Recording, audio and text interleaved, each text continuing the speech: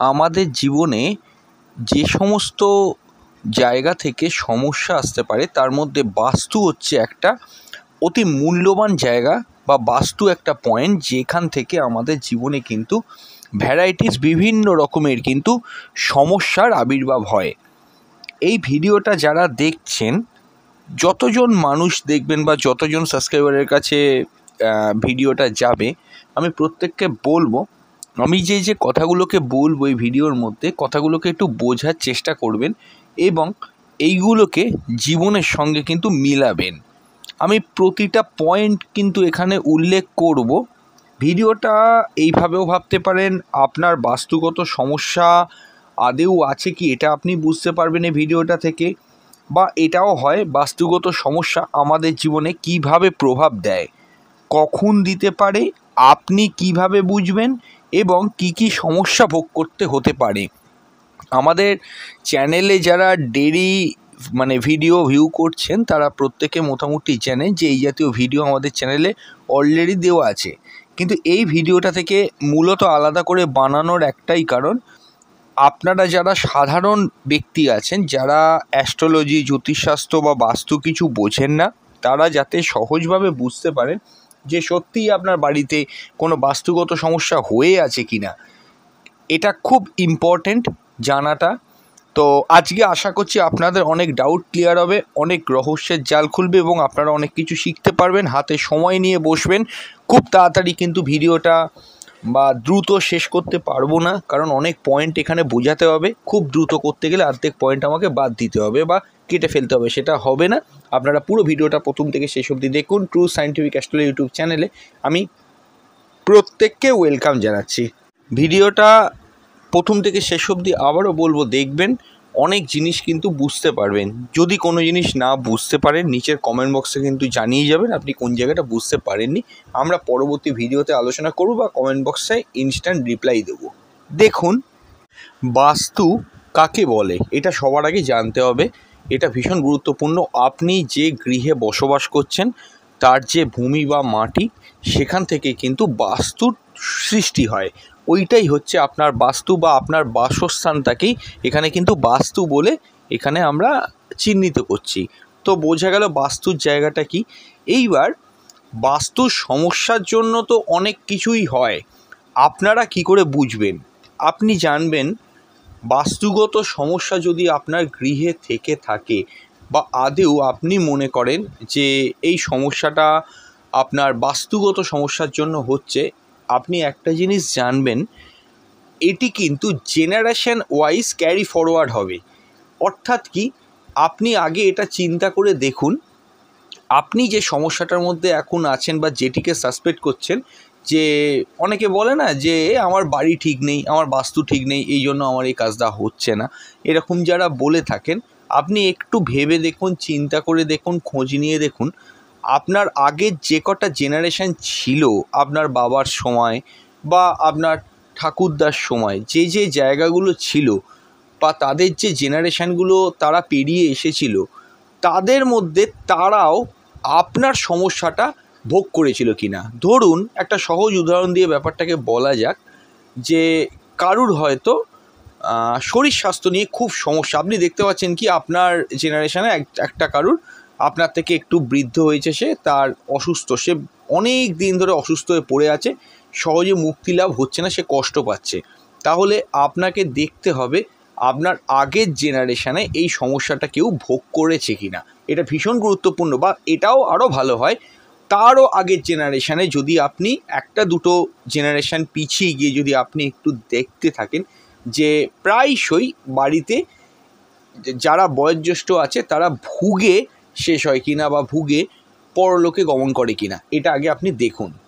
যদি দেখেন এরকম কিছু আছে, আপনাকে ধরে নিতে হবে এটা বাস্তুগত সমস্যার জন্যই হচ্ছে। জানবেন, বাস্তুগত সমস্যা সব সময় জেনারেশন ওয়াইজ হয়। আপনার আগের জেনারেশনে যেমন ভোগ করেছে, সেই সেম ক্যাটাগরির প্রবলেম আপনিও ভোগ করবেন এবং আপনার পরবর্তীকালে যে বা যারা আসবে তারাও কিন্তু সেই সমস্যার মধ্যে জর্জরিত হবে। এটাই কিন্তু হয়ে আসছে সর্বদিকে, যে কোনো দিকে আপনারা খোঁজ নিয়ে দেখুন। খুব সহজ উদাহরণ আমি দিলাম। এইবার আমি কমনলি বলবো যে কিছু পয়েন্ট আমি এখানে আলাদা করেছি যেগুলো থেকে আপনি বুঝতে পারবেন আপনার বাস্তুগত সমস্যা আছে।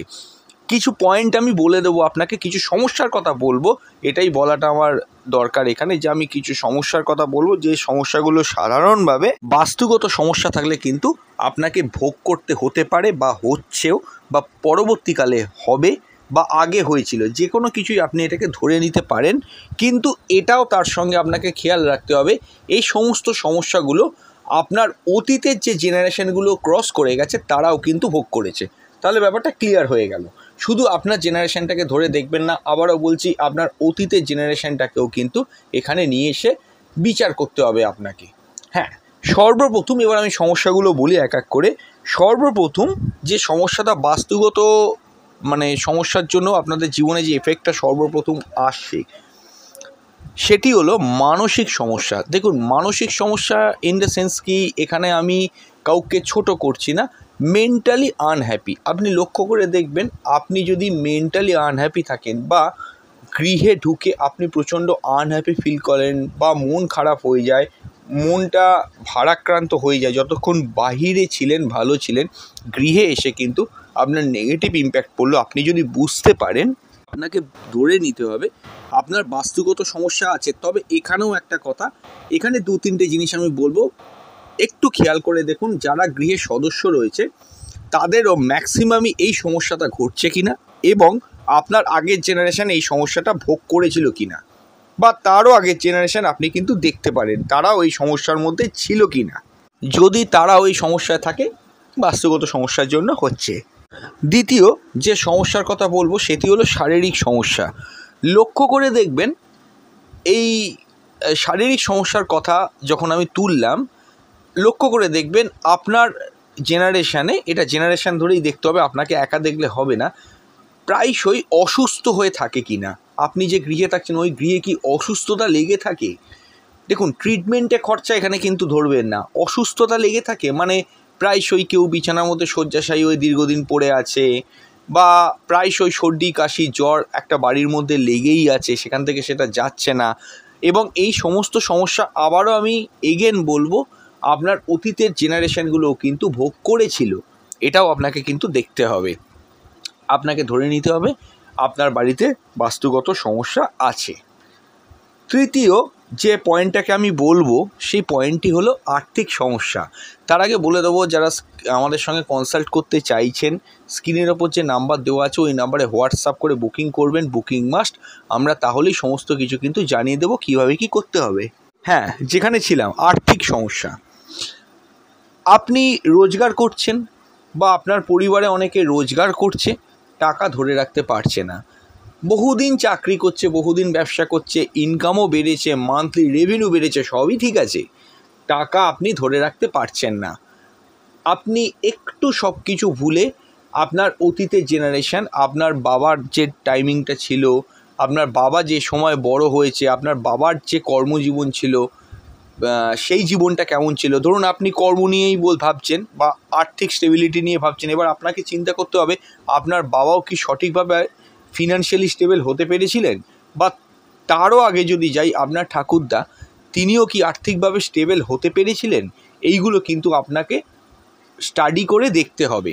যদি তারাও এই সমস্যা ভোগ করতে থাকে, আপনি জানবেন, ধরে নেবেন যে আপনার বাস্তুগত সমস্যা তো অবশ্যই আছে, যে কারণে আপনি আর্থিকভাবে সচ্ছল হতে পারছেন না।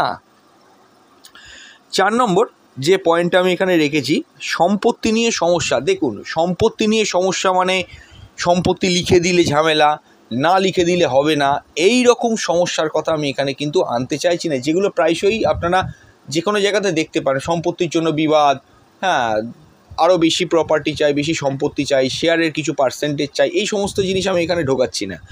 আমি যে জিনিসটা আপনাদেরকে বলার চেষ্টা করছি সেটা একটু শুনুন। আপনি যে গৃহে আছেন, সেই গৃহ বা সেই বাড়িটা হয়তো আপনার অনেক পুরনো হয়ে গিয়েছে, আপনি চাইছেন রিনোভেট করতে।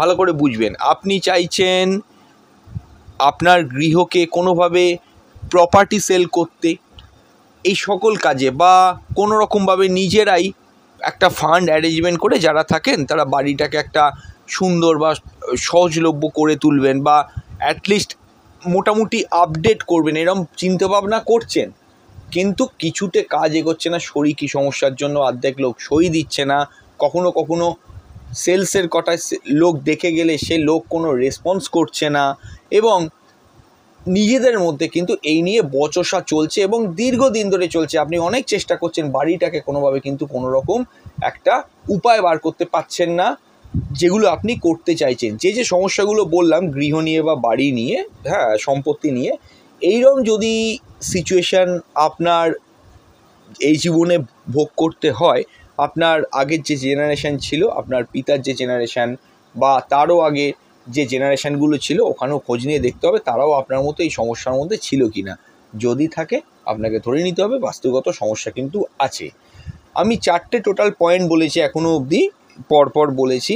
তো এখানে আমার একটা কথা বলার আছে, আপনাদের যে ব্যক্তিগত জন্মছক, ওই ব্যক্তিগত জন্মছকে কোনোভাবে যদি চতুর্থ ভাব, চতুর্থ ঘর, চতুর্থ পতি পাপপীড়িত হয়ে থাকে বা অশুভ কোনো গ্রহযোগ ওই চতুর্থ ভাবের ওপর লগ্ন থেকে অ্যান্টি ক্লক ওয়াইজ, অর্থাৎ লগ্নকে 1 নম্বর ঘর ধরে অ্যান্টি ক্লক ওয়াইজ যদি আপনার 4 নম্বর ঘরে, ফোর্থ যে হাউসটা হচ্ছে, ফোর্থ হাউসে, সেটা যে কোনো লগ্ন রাশির ক্ষেত্রেই হতে পারে, অশুভ কোনো গ্রহযোগ থাকে বা সেই ঘরের যে অধিপতি গ্রহ মানে মালিক, তিনি যদি অশুভ হয়ে থাকেন, তাহলে আপনার বাস্তুগত সমস্যা আছে, ধরে নিতে হবে। কারণ চতুর্থ হচ্ছে একাধারে যেমন কেন্দ্র, তেমনি লগ্ন, চতুর্থ, সপ্তম, দশম খুব ইম্পর্টেন্ট রোল প্লে করে। চতুর্থ ভাব থেকে মন, মানসিকতা, গৃহ সমস্ত কিছু কিন্তু দেখতে পাওয়া যায়। তাই এই ভাবটাকে আমাদেরকে কিন্তু এখানে বিচারে আনতে হবে। হ্যাঁ, আরও পয়েন্ট আমি বলবো দুখানা, সেটি হলো বিবাহের সমস্যা। দেখুন, বিবাহের সমস্যাটা তো অনেকভাবেই আপনারা নিজেরাও জানেন আসতে পারে। এক হচ্ছে কি বিবাহ হচ্ছে না, 2 হচ্ছে কি বিবাহ হয়ে যাওয়ার পর সে সুখ থাকছে না, 3 নম্বর হচ্ছে কি বিবাহের ক্ষেত্রে অনেক ক্ষেত্রে বিচ্ছেদের সমস্যা আমরা দেখতে পাই। এই যে কথাগুলোকে আমি বললাম 3টে ক্যাটাগরিতে বিবাহের যে জায়গাটা, আপনি ভাবুন যে আপনার অতীতে আপনার ফ্যামিলিতে যে বা যারা বিবাহ হয়ে এসেছিল তারা সুখী ছিল কি সুখী ছিল না, এটা আপনাকে কিন্তু সবার আগে দেখতে হবে। যদি গোলযোগের কথা বলেন, আপনাকে এটা মাথায় রেখে চলতে হবে। আবারও বলবো, আপনার জেনারেশানটা শুধু ধরবেন না, আপনার অতীতের জেনারেশানটাকেও কিন্তু, বা তার অতীত গেলে আরও ভালো, যতটা ডেপথে ঢুকতে পারবেন অতীতে আপনার জেনারেশান ওয়াইজ, খেয়াল করে দেখবেন আপনি এই সমস্যার যেটা এখন ভোগ করছেন বিবাহ নিয়ে, ধরুন বিবাহ হচ্ছে না যেটা বললাম, সেটা যাই বলতে পারেন যে দাম্পত্য কলহ বা অনেক রকম সমস্যা চলে আসছে বিবাহের পরে, এই যে জিনিসগুলো হচ্ছে, এই জায়গাগুলোতে আপনার অতীতের জেনারেশানগুলো এই সেমভাবে কিন্তু ভোগান্তি ভোগ করছিল কি না। যদি করে থাকে আপনিও জেনে রাখবেন, আপনাকেও করতে হবে। এটা বাস্তুগত সমস্যার জন্যেই কিন্তু হচ্ছে। অনেকের বাস্তুগত সমস্যার জন্য বিবাহ হতে চায় না, অনেকে বাস্তুগত সমস্যার জন্য বিবাহের পর ডিভোর্স পর্যন্ত হয়ে গেছে, যেটাকে আমরা শুদ্ধ ভাষায় আপনাদের বলে থাকি যে বিবাহ বিচ্ছেদ, সেটিও আমরা দেখেছি। এছাড়াও দেখেছি সঠিক পার্টনার চয়নে বা চুজ করতে কিন্তু ভীষণভাবে স্ট্রাগল করছে, এটাও কিন্তু একটা পয়েন্ট। এই সকল পয়েন্টগুলো আপনি আপনার জেনারেশানেও ভাবছেন, আপনার আবারও বলছি অতীতের জেনারেশানটাকে একটুখানি ভেবে দেখুন, জেনারেশানগুলোকে তার এই সমস্যায় ভোগ করেছে কি না। শেষ যে পয়েন্টটাকে আমি এখানে রেখেছি, উন্নতির অভাব। উন্নতির অভাব কথাটার মানেটা কি, কোনো ভালো ঘটনা বহুদিন জীবনে ঘটছে না, সেরকম যে রিমার্কেবল কিছু জীবনে কোনো পরিবর্তনমূলক কিছু, কোনো ভালো কিছু চট করে না হওয়া, এবং এই সমস্যায় আগের জেনারেশানও, আপনার আগের জেনারেশানগুলোও যদি ভোগ করে থাকে, আপনি জেনে রাখবেন বাস্তুগত সমস্যার জন্য কিন্তু এই ঘটনাটা বা এই পজিশনগুলো আপনাকে জীবনে ফেস করতে হচ্ছে। তো অনেকগুলো পয়েন্টই আমি বলেছি। এবার আপনাদের হয়তো প্রশ্ন আসছে যে সত্যি যদি বুঝি সমস্যা আছে, তাহলে প্রতিকারগুলো কী কী হবে, এরকম হয়তো আপনারা ভাবছেন। চিন্তা করার কিছু নেই, পরবর্তী একটা এপিসোড আনবো, ওখানে আমি বাস্তুগত সমস্যার সমাধান সম্পর্কে ডিটেল আমি প্রেডিকশান করে দেবো যে কিভাবে কি করতে হবে, কিভাবে সমস্যা থেকে আপনারা মুক্তি লাভ করবেন। তো এই সকল পয়েন্টগুলোই আমাদের ছিল যে কোনো জ্যোতিষীর কাছে না গিয়ে বাস্তুগত সমস্যা আছে কিনা আপনি বুঝতে পারবেন। তো আশা করছি ভিডিওটা আপনাদের অনেক কাজে আসবে। এরকম ইম্পর্টেন্ট ভিডিও খুবই গুরুত্বপূর্ণ হয়। আপনারা ভিডিওটাকে যত বেশি করে শেয়ার করতে পারেন করে দিন, এবং অবশ্যই নিচের কমেন্ট বক্সে আপনার মূল্যবান মতামতটাও দেবেন যে কি অসুবিধে আছে আপনাদের কোন কোন সেক্টরে। আমরা সে সমস্ত ব্যাপারে ভিডিও পরবর্তীকালে অবশ্যই কিন্তু নিয়ে আসবো। তো আজকে বিদায় নিচ্ছি, খুব তাড়াতাড়ি ফিরে আসবো নতুন এক ভিডিও নিয়ে। নমস্কার।